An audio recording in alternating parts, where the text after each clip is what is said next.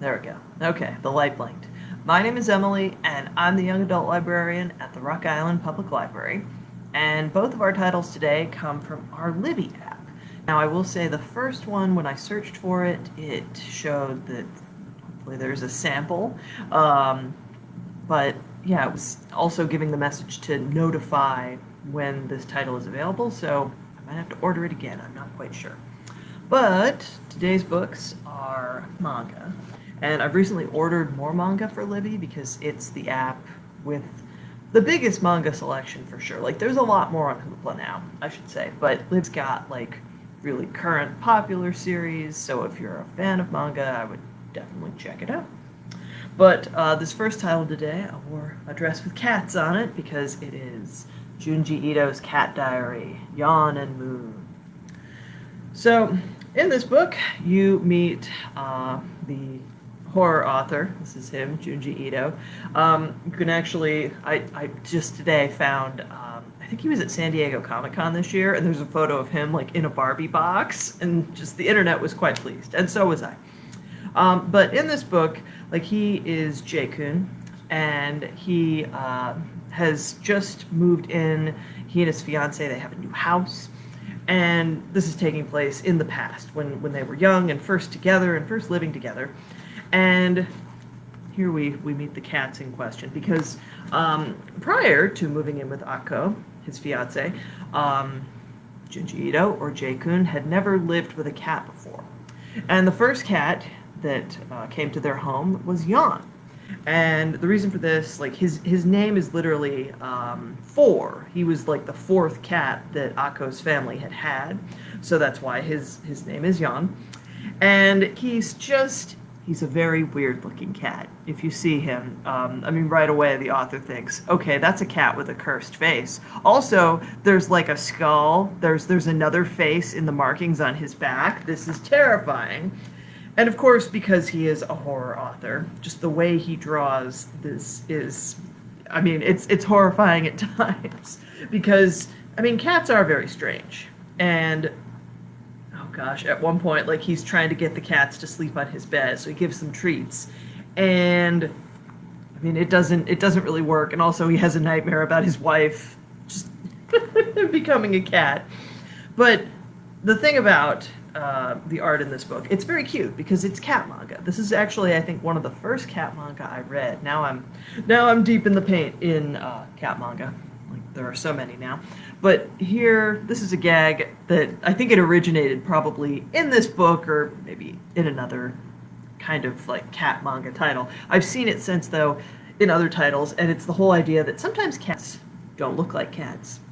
And in this chapter, I mean, like, at times the author thinks, okay, this cat looks like a slug. Oh, this cat looks like a snake.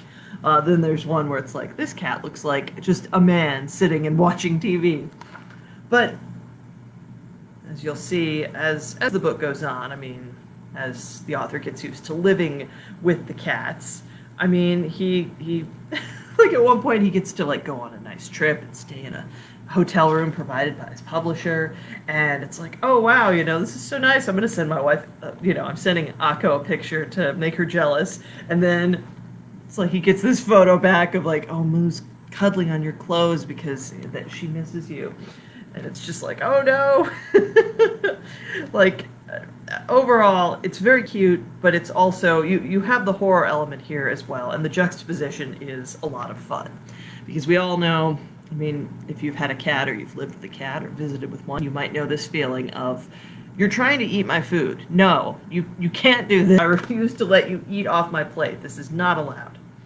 And in this book, in addition to kind of getting just different stories from both the author, and I think maybe, there's like questions that Junji Ito answers, and there's photos of the real life cats. So you get to see, like, there's the actual, like, oh yeah, these are Yon's actual markings. So he really did have this sort of ghostly face on his back. And then there's Mu is the second cat that, I mean, they invited into their home. They're technically, Goro was Akko's family's fifth cat, because Go is 5 in Japanese. So then Mu, this is their cat, and very, very pretty and cute cat.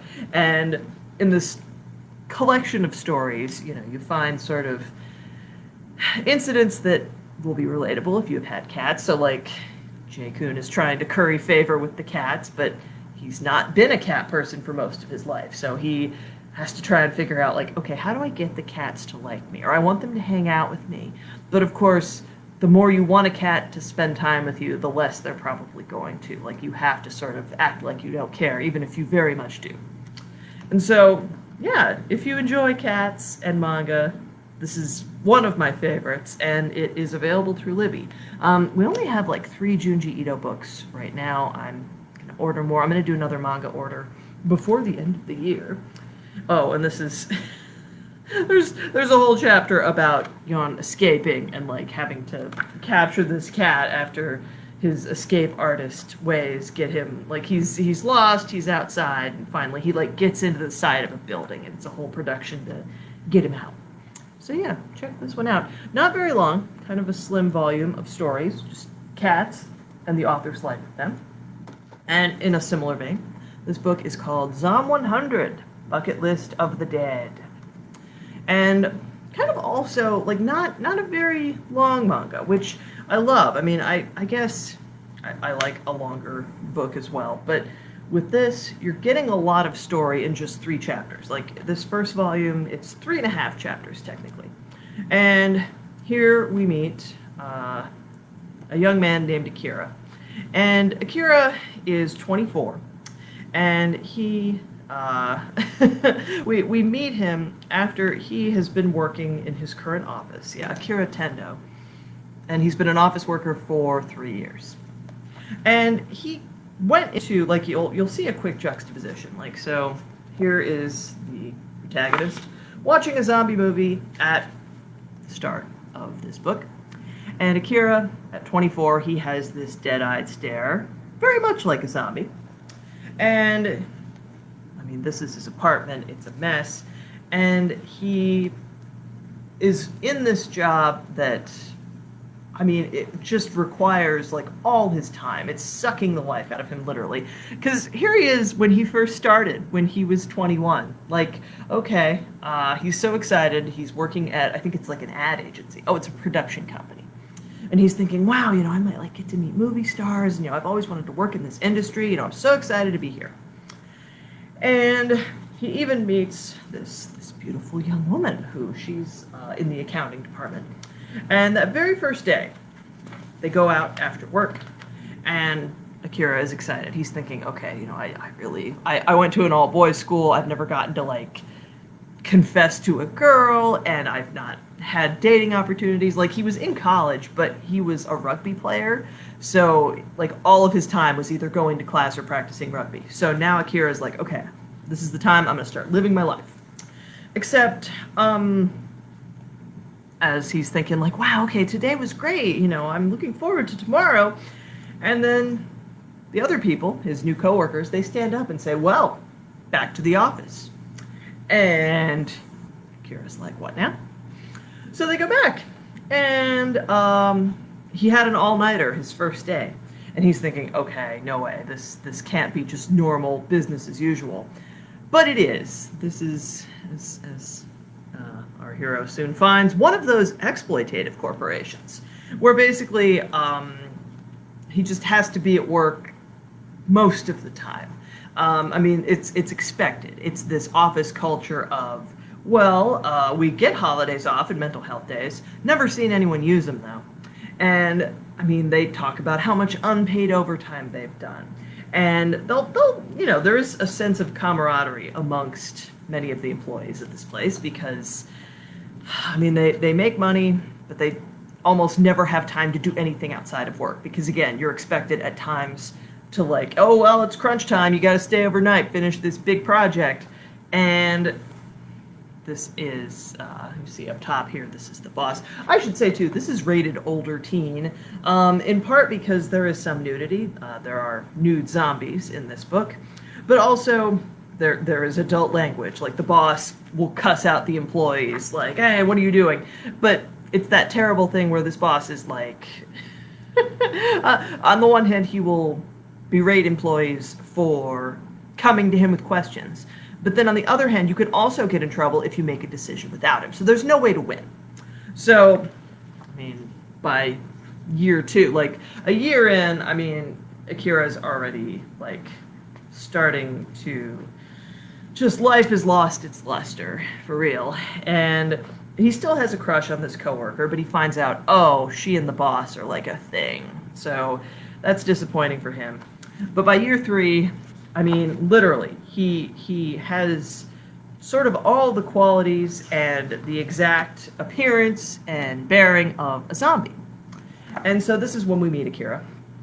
And he gets up one morning and he's like, oh, I don't want to go to work, I don't want to go to work, but he has to.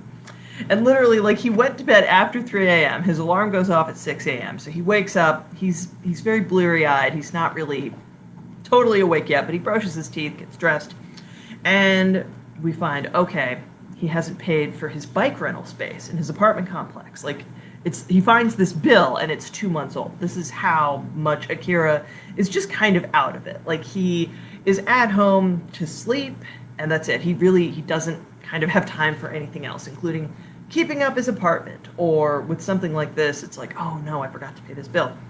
So he goes to the landlord's office and says, excuse me, please, I'm going to be late for work, I just want to pay this bill, I didn't, sorry about the parking fee, I didn't mean to be late. And he finds that the door is open, so he's like saying this as he's like pushing open the door, leads back into the landlord's office. And then Akira finds this. And at first it's like, and his landlord is eating one of the other tenants of the building. And right away, I mean, Akira, it takes him a minute. Like, he starts running for his life, and this is going to come in handy for sure. Like, the fact that he is a rugby player, it's already come up, like, a couple times in Volume 1. Like, when he first gets his job at this company that works people, basically, to death, one of the new coworkers even comments, like, oh, you've got good stamina, that's great, that'll come in handy. And Akira doesn't understand at the time, but as years pass and he's just working constantly, he gets it. But in the midst of this zombie outbreak, Akira's former life as a very physically fit person certainly comes in handy because he's outrunning zombies. And as he starts to flee, he's like, what do I do? What do I do? If I don't get out of here, I'm going to be late for work. But then he has this moment. Like, he looks outside. It's like, wait a minute. I don't have to go to work anymore. And suddenly, I mean, he's so happy. He shouts, I'm free! And he's just running from the zombies. He's able to get up to the roof, and it's like, oh wow, I forgot the world was so full of color. And so he starts thinking about what he wants to do. Like, he doesn't have to work anymore. The world has clearly irrevocably changed to the point that, all right, well, I guess, like, this is my life now, and so I'm just going to do the things I want that I haven't been able to do the past 3 years. And, I mean, he talks to the neighbors. Like, he's able to get out of the apartment building by, again, through being a physically fit young man, climbing down, like, the gutter. He's literally, like, shimmying down this, and he scares his neighbors, because they're like, oh, what are you doing? Like, there's zombies. It's like, yeah, I know, I'm going to go to the store. Do you want me to pick anything up for you? And they're like, I guess, like, sure, flashlights, cup noodles, toilet paper, that would all be great. But, like, I mean, Akira is clearly just so happy to have a day off. Like, yes, people are dying all around him. Yes, there are zombies filling up the streets. But it's like, okay, he can ride his bike. This is normally how he would get to work. And one thing he does while he's out, he is able to look up, because this is an emergency, he thinks, okay, I'm just going to check on Otori. Otori is the coworker from accounting who he had a crush on. And even knowing her relationship with the boss, it's like, okay, in this situation, like, I'm just going to go to her place and say, hey, are you okay?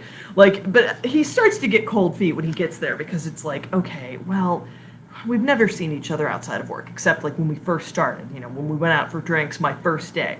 And now I'm just randomly showing up at her address. What if she thinks I'm a total creep? Like, he's still having this concern, even though it's like, dude, there's zombies everywhere outside. Like, obviously, this person probably has bigger issues. Like, they're not going to be creeped out by you so much as the living dead outside. But he's like, okay, well, she might call the police on me, though most of them are dead. no, this is just a courtesy call during an emergency. There's nothing weird about that. And so, again, he rings the bell, but this is the second time in this first day of the zombie outbreak, finds a door open. And Akira, clearly, like, he didn't really learn from his experience last time, or he's not to the point of just expecting to open a door and find zombies yet. So, door's open, he pulls on it, and he says, wellness check, just popping into, and it's like, excuse me, I'm just gonna check. Well, there's the boss, and then the boss is a zombie. And this gives Akira his chance to quit. Like, to look his boss in the face and say, sir, do you have a minute? It's time we talked. I've been breaking my back for this company for years, and all it's done is turn me into, excuse the term, a zombie. I don't even remember what I was working for. It pains me to say this, but it's time I regain control over my life, so consider this my resignation. And then, of course, like, zombie boss tries to attack him, but Akira, given his previous, like, career as a college rugby player, he's able to just, like, okay, tackle this zombie without being bitten, crashes through a doorway, and then we see, like, I won't expose the page for very long, but Otori is nude from the waist up, and she is now a zombie. And so, at first, Akira has this moment of, this is terrible, but then he's able to look at her and say, hey, from the first moment we met, I've been completely head over heels in love with you. And then zombie Otori chases him out of the apartment. So he's like, goodbye, my first love. So now, Akira, at this point, this is just the end of the first chapter. So this is it's like, almost half of this book. And these are pretty long chapters, so you get a lot of story. And the next day, Akira's starting to think, like, all right, well, what am I going to do? I'm going to clean my apartment for the first time in years. And he wants to just, like, sit around and drink, but he runs out of beer. So he goes to the store and meets this young woman. And her name, let's find her here. She is Shizuka Mikazuki. And she is somebody who's very competent. She has a plan.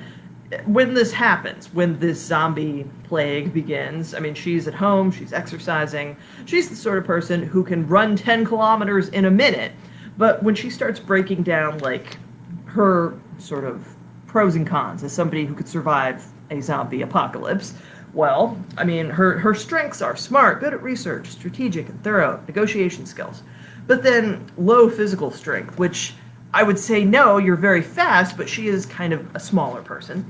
And she's, like, insufficient stamina, which is like, no, I don't really think so. But then she puts tactless, ?